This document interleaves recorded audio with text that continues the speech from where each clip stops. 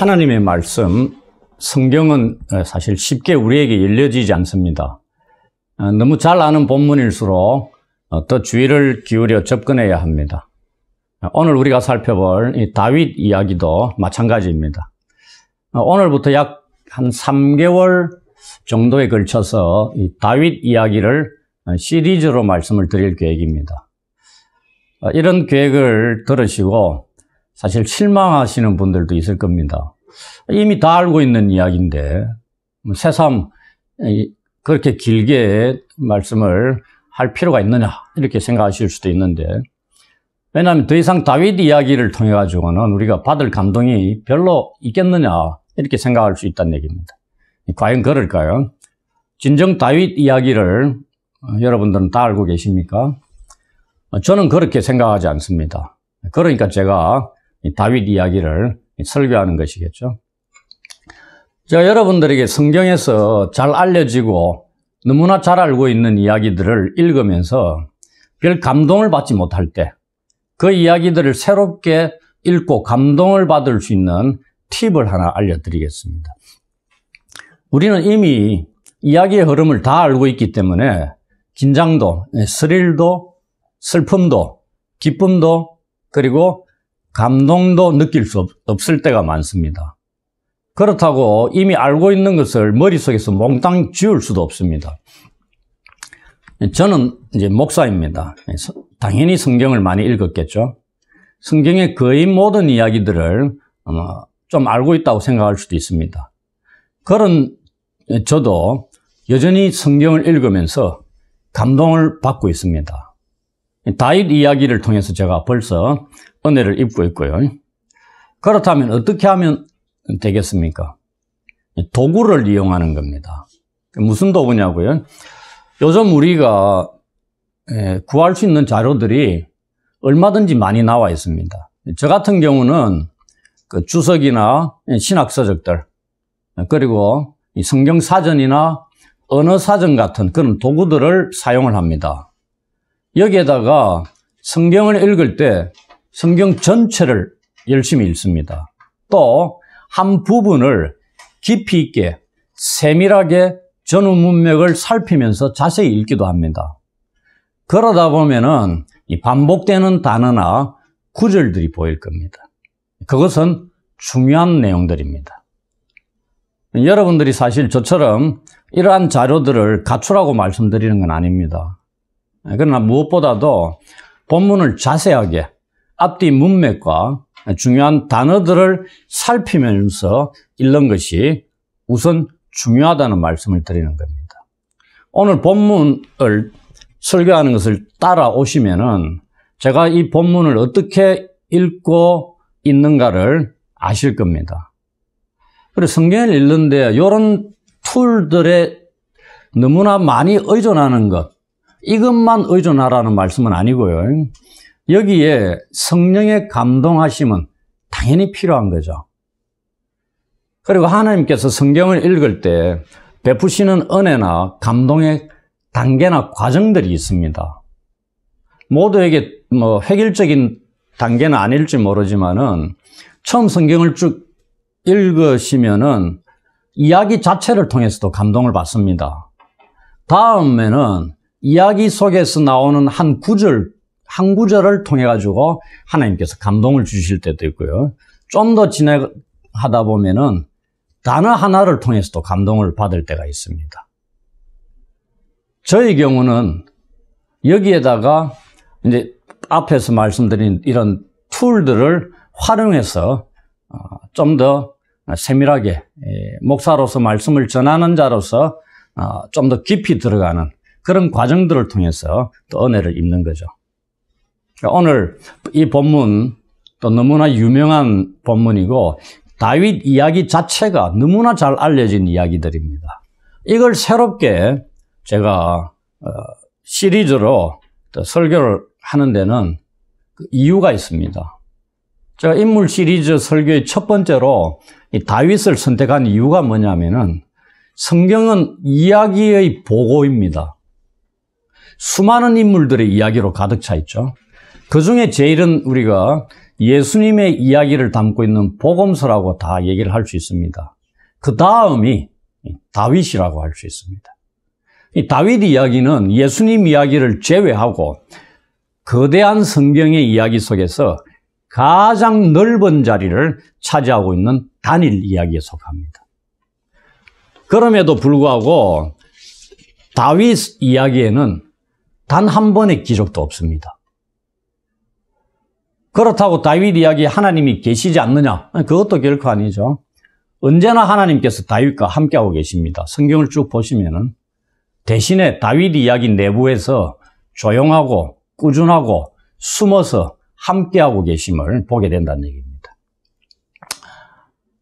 한편 이 역사의 전면에 등장하는 다윗의 모습을 오늘 처음 접하게 되는데요.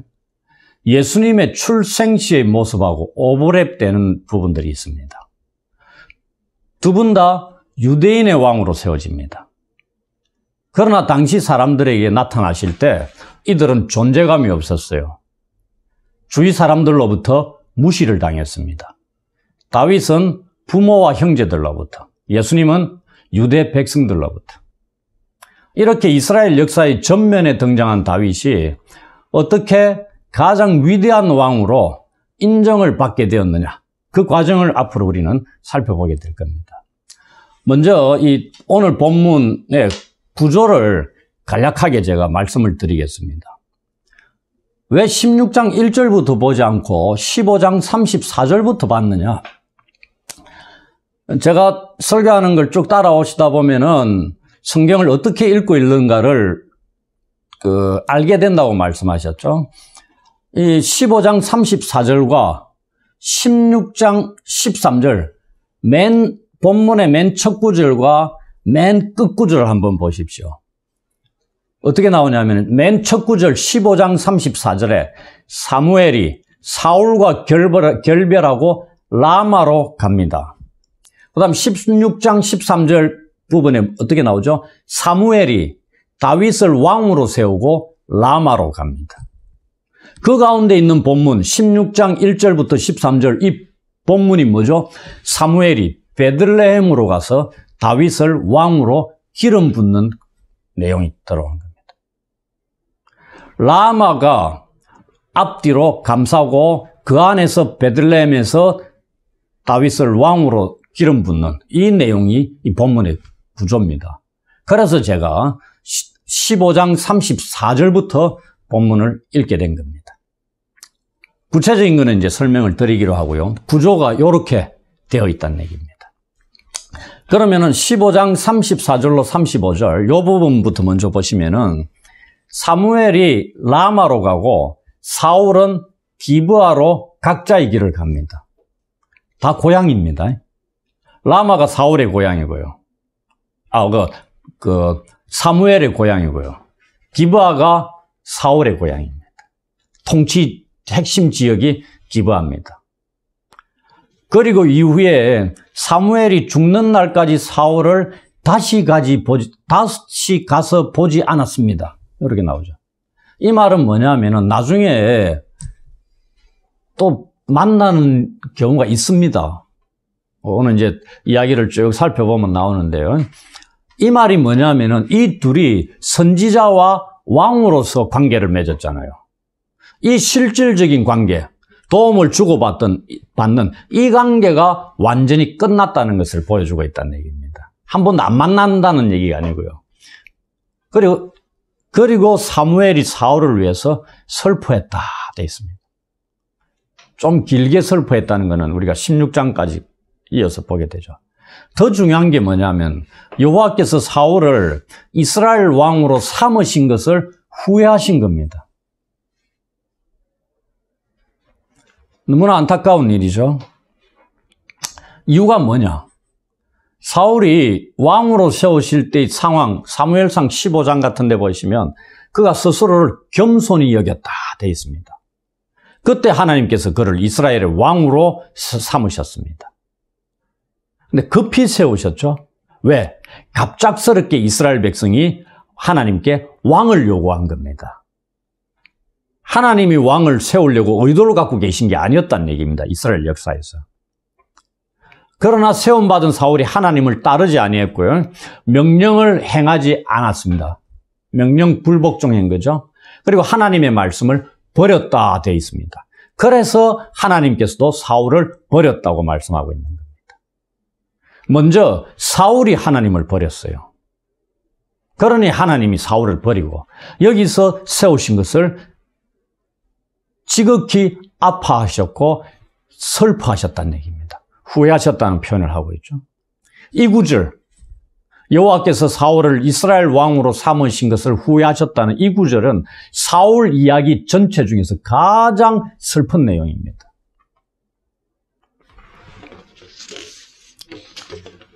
라마는 예루살렘 북쪽으로 약 13km 정도 떨어진 사무엘이 태어난 고향입니다. 후일에 죽어서 장사된 곳이기도 하고요. 이곳에서 사무엘이 사울을 처음 만났습니다. 또한 훗날에 다윗이 사울을 피해서 라마로 도피를 합니다. 그곳에서 사울과 함께 잠시 거주했던 지역이 라마입니다. 여기에 사울이 쫓아오는 거죠. 군사들을 보내고 하니까 예언을 하고, 그래서 사울도 갔지만 사울도 예언을 하고, 이래가 그냥 만나는 그런 경우가 사무엘상 19장 가서 다시 보게 되는데, 그거는 비정상적인 만남이죠. 한편 기브아는 예루살렘으로부터 북쪽으로 약 5km 지점입니다. 그러니 두 지역이 그리 많이 떨어지는 지역은 아닙니다. 사울이 태어난 곳이고요. 사울이 왕이 되었을 때 주로 거주한 곳이 기브아입니다. 이스라엘의 수도 역할을 했던 곳이라는 얘기입니다. 이제 16장으로 넘어가서 1절부터 3절을 보시면은 여호와께서 사울을 버리셨다고 말씀하시고 다음을 준비하고 있는 우리 여호와 하나님을 보게 됩니다. 여전히 사울은 슬픔에 젖어 있었습니다. 거기에 여호와께서 나타나시고 새로운 임무를 맡기시는 장면이 그려지고 있습니다. 여호와께서 사무엘을 부르시면서 베들레헴 사람 이새에게로 가라고 말씀하시며 그를 보냅니다. 베들레헴이라는 지명이 새로 등장하잖아요. 지금까지 어디가 나왔죠? 라마와 기브아가 나왔습니다. 근데 뜬금없이 베들레헴이 등장해요. 이 지역은 사울의 북쪽 왕국의 손이 미치지 못하는 곳으로 볼 수 있습니다. 그리고 사무엘이 순회하면서 지역을 다스렸다 이렇게 나옵니다. 사무엘상 7장 16절 17절 같은 데 보시면은 순회 지역의 노선이 어찌 되냐면은 라마, 베델, 길갈, 미스바 그리고 라마로 돌아오고 이렇게 순회를 했다는 얘기입니다. 베들레헴이 빠져 있어요. 모든 면에서 새로운 영토로 새로운 지역으로 하나님께서 보내십니다. 그곳에서 새로운 왕을 세우시겠다 이 말입니다.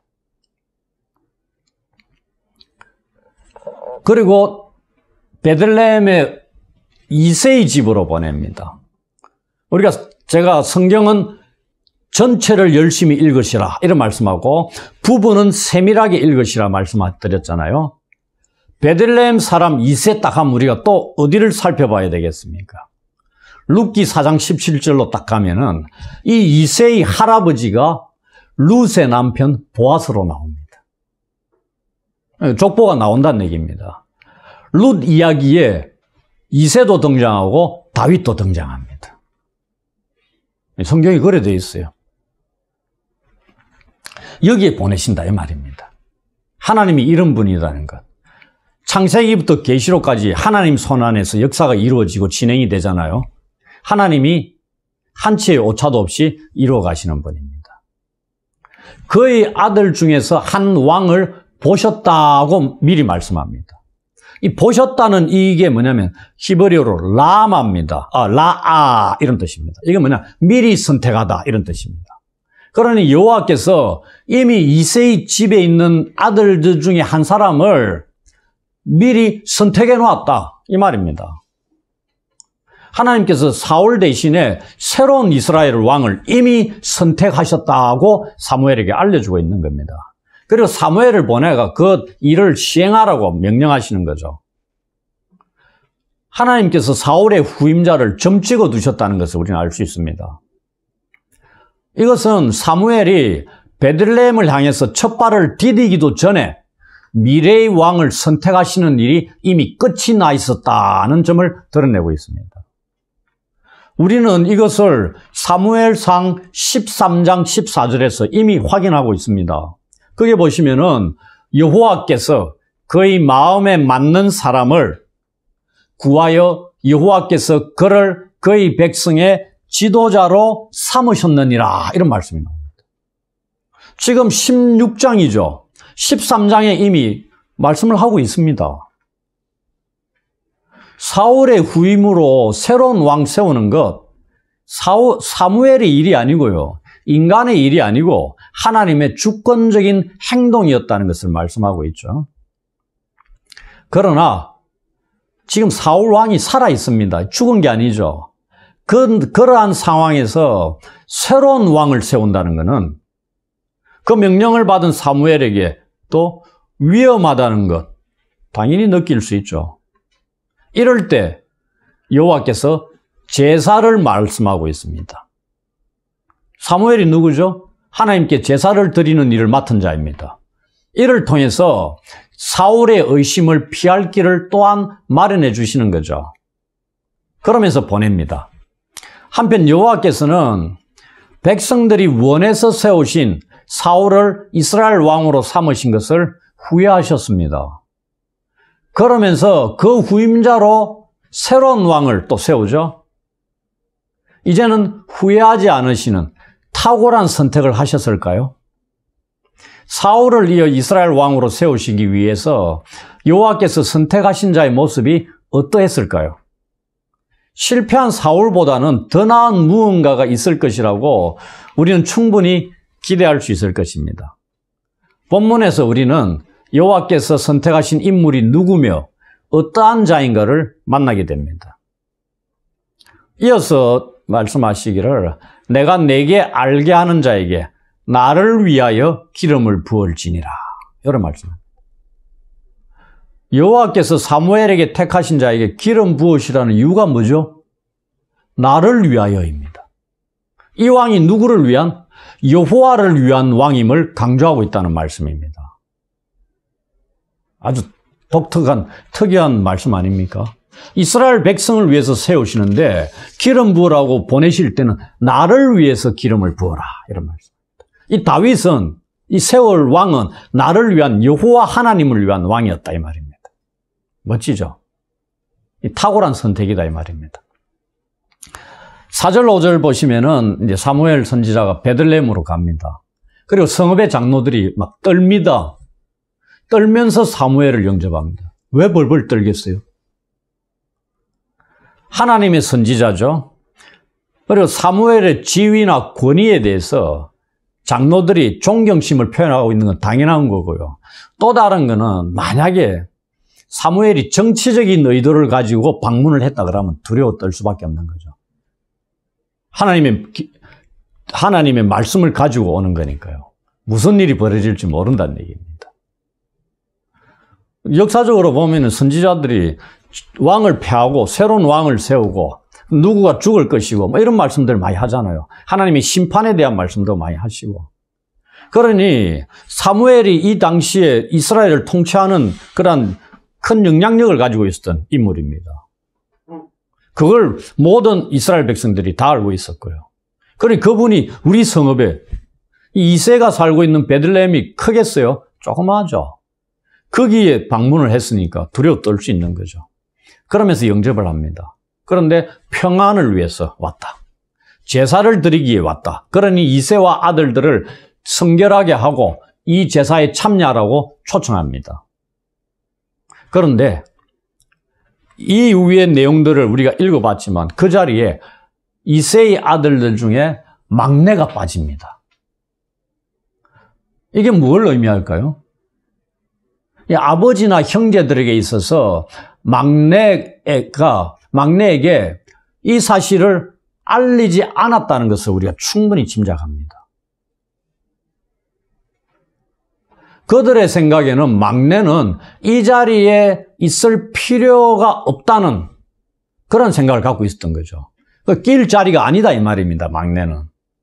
이를 통해 우리가 알 수 있는 게 뭐냐면 이세의 형제들에게 있어서 또 부모에게 있어서 막내는 어떻게 보면은 중요한 자리에서는 없는 사람 취급을 받았습니다. 혹은 인정을 받지 못했거나 아니면 존재감이 없는 사람으로 볼 수 있습니다. 제가 우리 예수님의 탄생과 오버랩 된다고 말씀을 드렸잖아요. 이 막내도 이세의 막내 아들도 이랬단 얘기입니다. 당시에. 그러나 하나님께서는 이전부터 이 막내를 보고 계셨다는 얘기입니다. 막내 때문에 이세의 집에 사무엘 선지자를 보내신 거고요. 사무엘 선지자를 이세의 집에 보낸 단 한 가지 이유가 이 막내를 그 집에서 보셨기 때문이다. 이렇게 말씀하고 있죠. 그리고 나서 이제 6절부터 9절에 보면은 이세의 아들들이 나옵니다. 그리고 성읍의 장로들은 4절과 5절에만 언급되어 있지 그 이후에는 등장 안 합니다. 6절부터 끝까지 보십시오. 장로들이 있는 거 없습니다. 이제는 핵심 인물들이 이세와 그의 아들들입니다. 이 안에서 벌어지는 겁니다. 이세의 아들들이 도착을 하죠. 사무엘이 한 명씩 봅니다. 자기 앞을 지나가게 하는 거죠. 첫째 아들이 엘리압이다. 이름이 나옵니다. 보는 순간 바로 사무엘이 얘기하죠. 마음에. 여호와의 기름 부으실 자가 과연 주님 앞에 있도다. 이렇게 얘기합니다. 이 아들이다. 척 보는 순간 느꼈다는 건 뭘 봤다는 얘기입니까? 그 외모를 본 거죠. 예. 사무엘이 외모, 용모나 키 이런 걸 보고 판단을 했다는 얘기입니다. 엘리압이 어떻다는 얘기입니까? 외모가 멋졌다 이 말입니다. 예. 구별되게 탁월했다고 볼 수도 있죠. 그런데 여호와께서는 중심을 보시는 분이라고 얘기합니다. 이 마음을 보신다 이 말입니다. 이 사람은 외모를 보거니와 나 여호와는 중심을 보느니라 이런 말씀하고 있죠. 이걸 원문을 통해 번역하면은 사람은 눈을 따라 보거니와 나 여호와는 마음을 따라 보느니라 이런 뜻입니다. 사람은 판단은 어디에 있다고요? 보이는 눈을 기준으로 판단하는데 여호와는 뭘요? 마음을 따라서 중심을 보면서 판단한다 이 얘기입니다. 질이 다르죠. 중심을 보시는 여호와께서 엘리압을 버렸다고 사무엘에게 알려줍니다. 이 버렸다가 어디에 쓰이는 용어죠? 사울 왕에게 썼습니다. 사울이 여호와의 명령 말씀을 버리니 여호와께서 사울을 버렸다고 할 때 그 버렸다는 용어를 엘리압에게 쓰고 있다는 얘기입니다. 사울을 버리신 것처럼 여호와께서 엘리압도 버리신 겁니다. 그래서 엘리압을 세우면 안 된다는 겁니다. 여호와께는 또 다른 사울은 필요로 하지 않는다고 선언하신 내용입니다. 엘리압을 세우면 또 다른 사울을 세우는 것과 똑같다 이 말입니다. 그러니 버리신 겁니다. 뒤이어 둘째, 셋째가 사무엘 앞에 쭉 지나가는데 이들도 여호와께서 택하지 않으셨습니다. 이스라엘의 새로운 왕을 세우는 일은 인간 사무엘의 결정이나 판단에 의해서 이루어질 게 아니다는 얘기죠.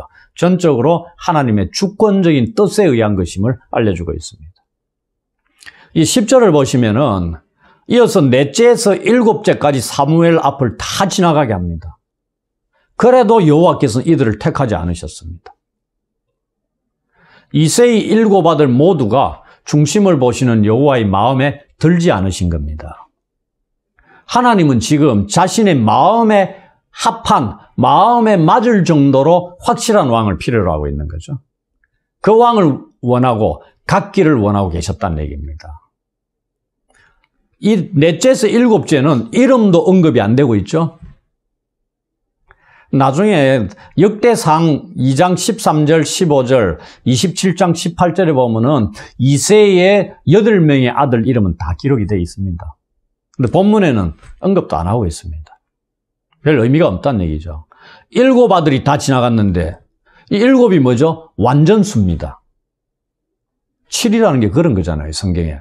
이 완전 수인 7 아들이 다 지나갔는데도 여호와께서 이들을 택하지 않으셨다. 이런 말씀합니다. 그럼 누가 선택이 되는 거죠? 11절 보면 이제 사무엘이 놀랍니다. 놀라지 않을 수 있습니까? 분명히 이새의 아들 중에서 한 왕을 보셨다고 자신을 보내셨는데 이게 어찌된 일일까요? 다 아들들이 다 지나갔고 이제 끝났습니다. 그런데 하나님께서 택하신 자가 없어요. 그래서 사무엘이 이새에게 질문을 던집니다. 네 아들들이 다 여기 있느냐? 요 7명이 전부냐? 이렇게 묻잖아요. 그랬더니 이새가 뭐라고 얘기합니까? 아직 막내가 남았는데 그는 양을 지킵니다. 라는 것이었습니다. 아니 이럴 수가. 이새의 아들들을 분명히 모두 성결하게 하고 5절에 제사에 청했다고 돼 있죠. 제사에 청했습니다. 아들들 다 성결하게 하고 제사에 와라고 사무엘이 얘기한 겁니다. 그런데 막내를 빼버렸다는 얘기입니다. 이 양을 지켰고 있다 그랬죠. 양을 지키는 목자 이미지는 이스라엘과 고대 근동에 있어서 왕의 이미지입니다. 그렇다면은 이 양치는 이 막내 아들이 앞으로 미래에 어떤 일들이 펼쳐질 것인가 미리 짐작할 수 있습니다. 이 막내가 빠졌다는 것, 이 가족들이 막내를 부르지 않았다는 겁니다. 안 알렸다는 얘기죠. 근데 우리 이야기의 주인공이 누구죠? 이 막내입니다. 주인공이 이름도 밝혀지지 않은 채 이야기에 등장하고 있다는 얘기입니다. 우리가 드라마나 영화나 같은 데 보면은 주인공이 이름도 없이 뭐 끝날 때까지 등장하는 그런 드라마나 영화가 있어요? 없습니다. 거의 처음부터 주인공은 등장합니다. 이름도 명확하게 밝혀진 채로. 그런데 이 이야기에 있어서는 주인공의 이름이 밝혀지지 않은 채 지금까지 오고 있습니다. 지금 몇 절이죠? 10절, 11절까지. 몇 절에 끝나요? 13절에 끝납니다. 그런데 그가 지금 현장에 없습니다. 이제 사무엘이 데려오라 얘기하죠. 그들 모두가 밖에서 양치고 있는 막내를 데리러 갑니다. 그리고 돌아올 때까지 기다리고 식사도 하지 않고 있습니다. 기다리는 겁니다. 우리도 잠시 기다리는 겁니다. 저는 물 한 모금 마시고요.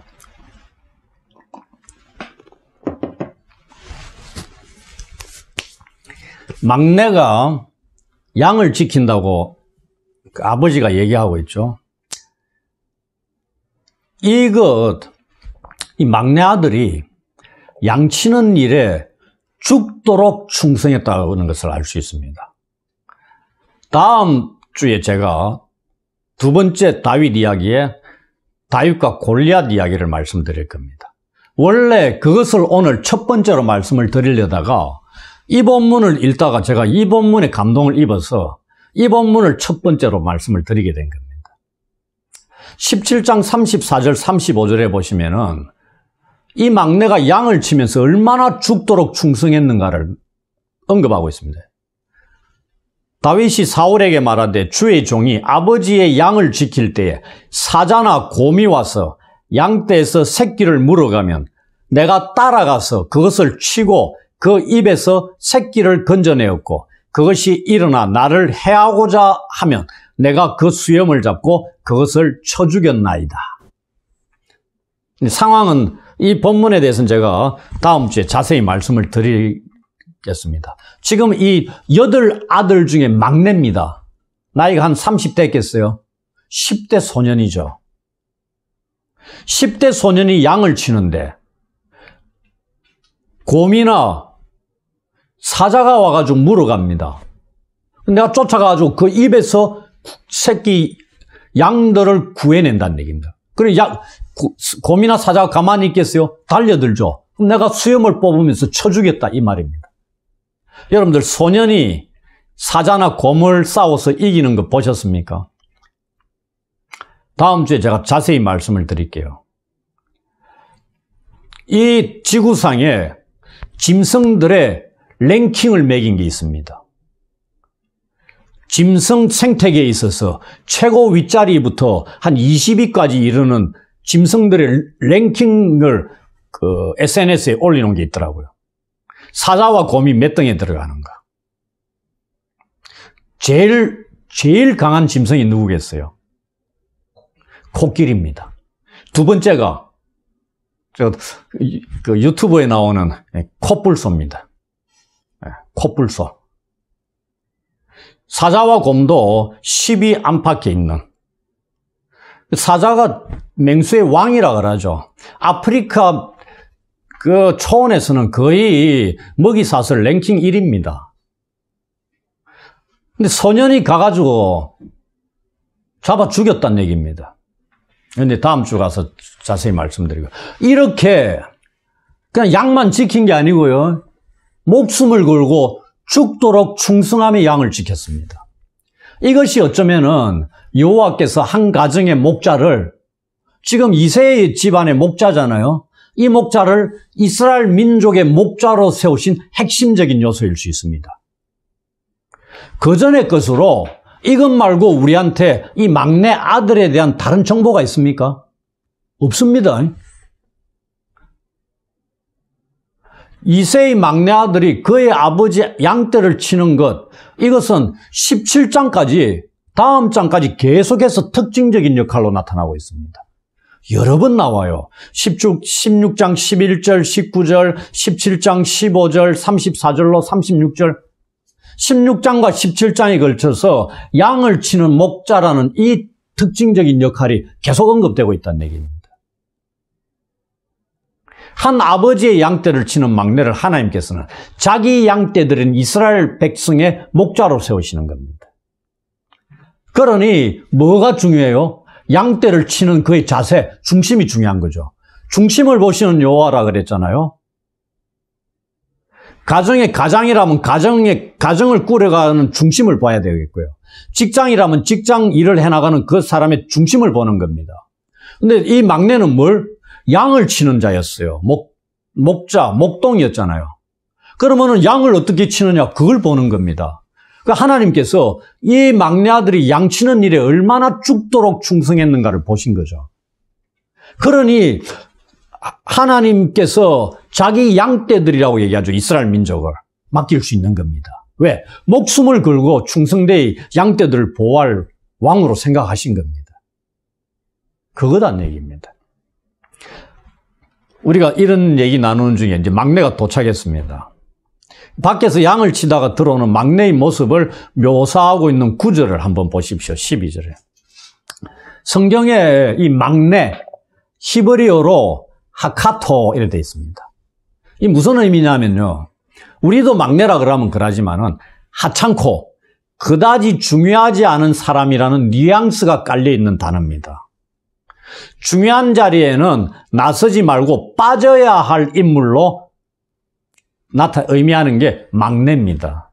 그래서 이새와 그의 형제들이 부르지 않았을 수도 있다, 이 말입니다. 그리고 막내는 가장 작은 자, 이런 의미도 있습니다. 사울과 비교할 때 어떻게 보면 사울의 키가 엄청나게 컸다 그랬죠. 다음 장에 보게 되면 골리앗도 약 3m 가까이 되는 거인이었습니다.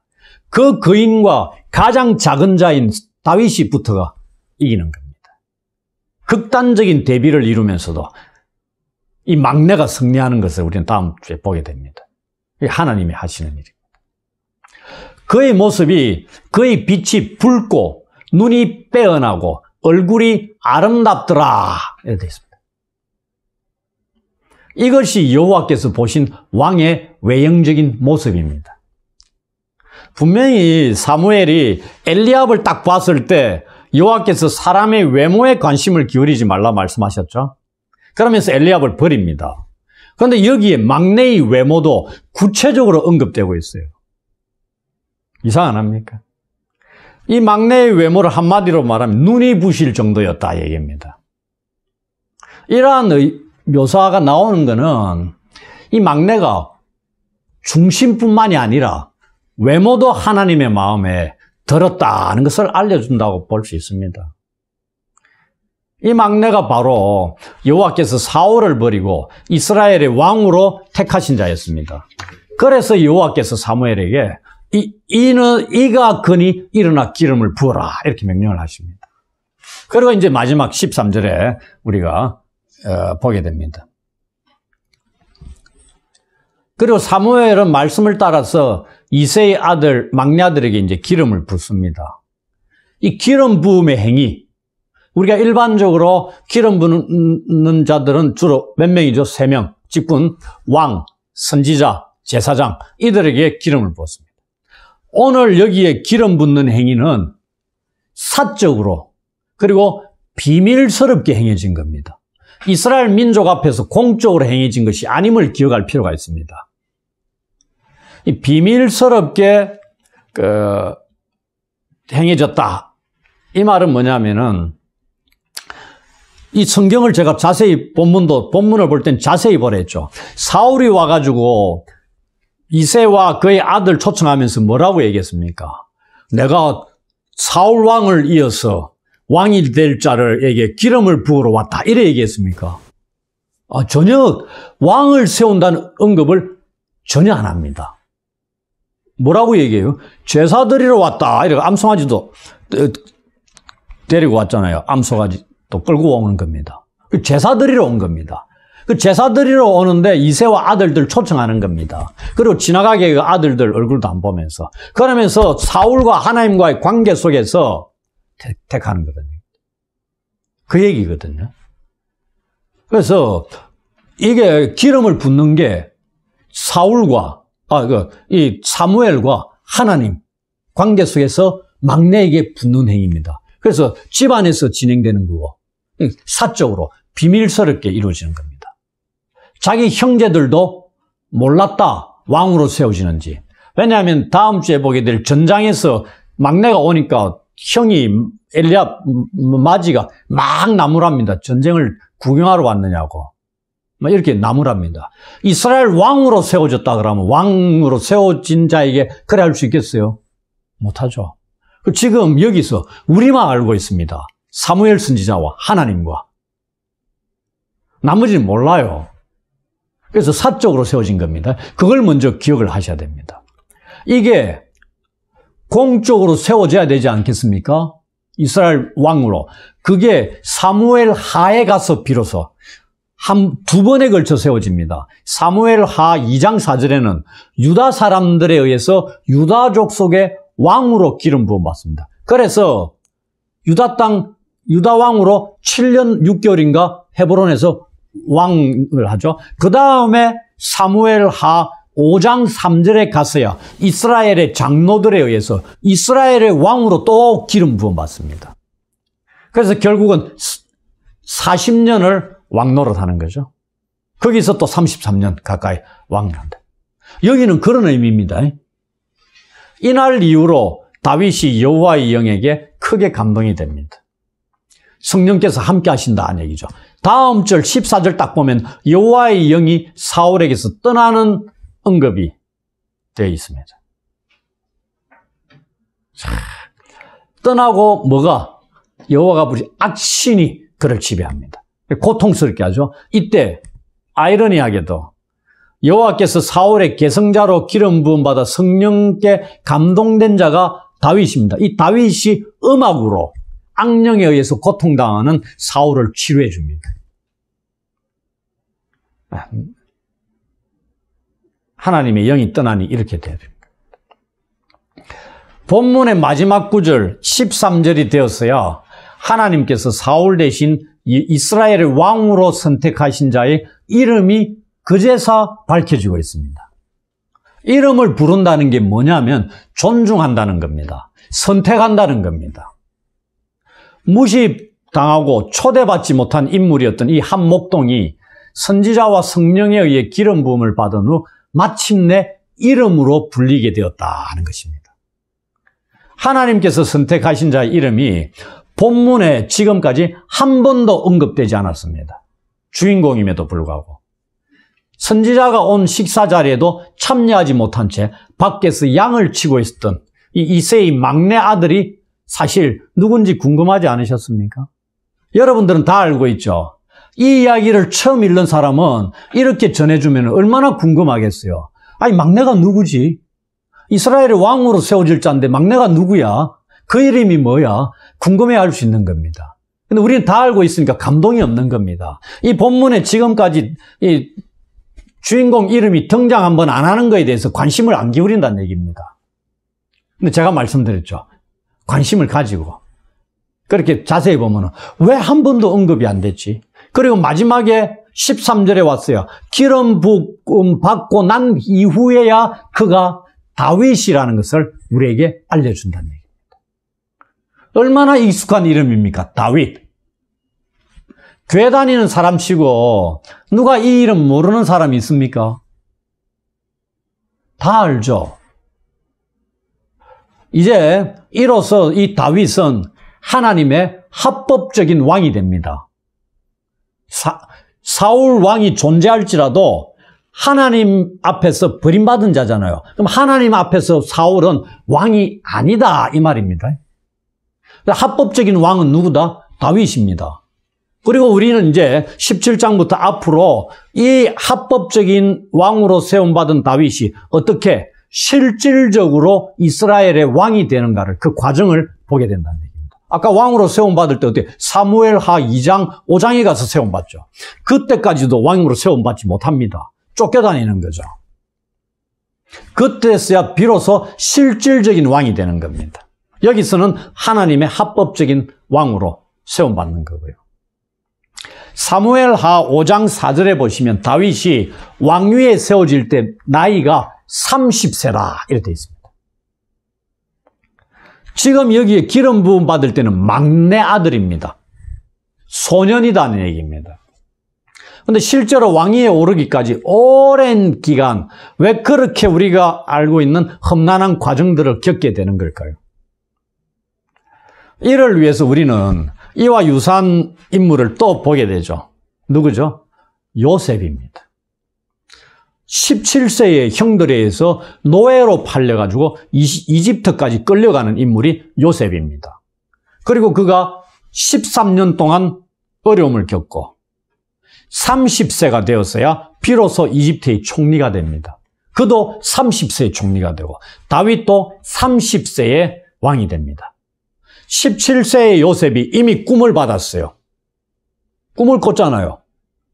미래에 이루어질 일에 대해서. 그런데 13년 동안 이루어지지 않고 어려운 삶을 지속합니다. 다윗도 합법적인 왕으로 세움받아요, 지금. 그런데 30세까지 그 버림받은 사울 왕에 의해서 죽음의 위기를 겪으면서 온갖 어려움을 다 겪고 지나갑니다. 이스라엘 민족에 있어서 어떻게 보면 뭐 이집트도 그런지 모르겠지만 이 30세가 뭔가 의미가 있는 것 같아요. 예수님도 30세 언저리에 공생애를 시작하셨죠.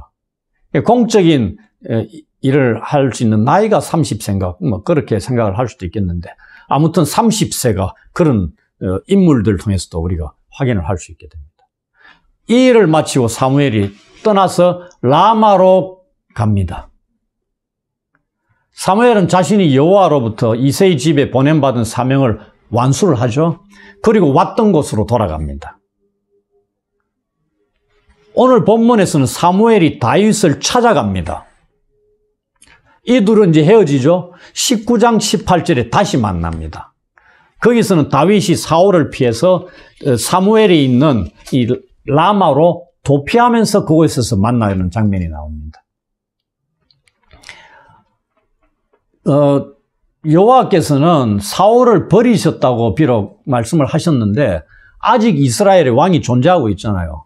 그럼에도 불구하고 새로운 왕이 기름을 부음받아 세워집니다. 우리는 이를 통해서 또 뭘 보아야 되냐면은 앞으로 이 두 사람, 사울과 다윗, 이 둘이 관계 속에서 겪게 될 긴장 관계에서 일어날 온갖 사건들을 예상할 수 있는 겁니다.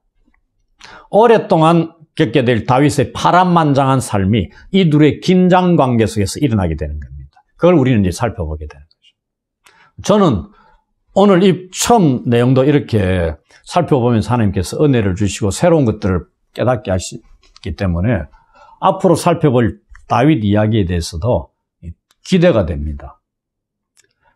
첫 시간부터 이 본문을 살펴보면서 깨달음도 주셨기 때문에 다음 시간에 살펴볼 이 다윗과 골리앗 사건을 제가 이미 묵상을 했고 살펴보았거든요. 많은 새로운 것들을 깨닫게 해주셨습니다. 그거는 다음 주에 제가 말씀을 드리기로 하고, 저는 다음 주가 기다려지는데 여러분들은 안 기다려집니까? 기대하셔도 좋습니다. 이제 마무리하고 마치겠습니다. 여호와 하나님께서 이 왕인 사울을 버리셨지만은 이스라엘 백성까지 버리신 거 아닙니다. 그것을 즉시 새로운 왕을 세우시는 것으로 알려주고 있습니다. 이미 앞에서부터 왕을 마음에 합한 자를 보고 도와두셨다 그랬죠. 그리고 여기 와가 세우시는 겁니다. 하나님은 이미 보셨다는 얘기입니다. 다윗을. 하나님은 이스라엘 백성들에게 더 나은 왕을 선물하신 겁니다. 다윗이 이스라엘의 왕이 된 것은 전적으로 하나님께서 그를 왕으로 선택하셨기 때문이라는 것을 알아야 됩니다. 탁월한 선택이죠. 지금 유대인들, 이스라엘 민족에게 있어서도 다윗을 하나님이 세우신 것 탁월한 선택입니다. 우리는 앞으로 얼마나 탁월한 선택이었는가도 살펴보는 거죠. 그 다음으로 다윗을 통해서 우리가 뭘 살펴봤죠? 그가 가족들의 신임도 제대로 못 받았어요. 사회적으로 내세울 것 없는 막내입니다. 작은 자입니다. 그가 이스라엘 역사에서 가장 위대한 왕으로 세워지는 그 과정들을 우리는 보게 되는 거죠. 다윗이 가장 위대한 왕이라는 거 부인할 사람이 있습니까? 없습니다. 다윗을 세우신 그 하나님이 오늘 우리들의 하나님이시기도 한 거죠. 여러분들이 처한 위치나 신분이 보잘것없다고 생각합니까? 낙심할 필요가 없습니다. 여러분을 보고 계시는 하나님을 바라보십시오. 그리고 그 자리에서 죽도록 충성하십시오. 목동인 다윗처럼. 그러면 하나님께서 여러분 모두가 하나님 다윗을 쓰신 것처럼 쓰실 수가 있는 겁니다.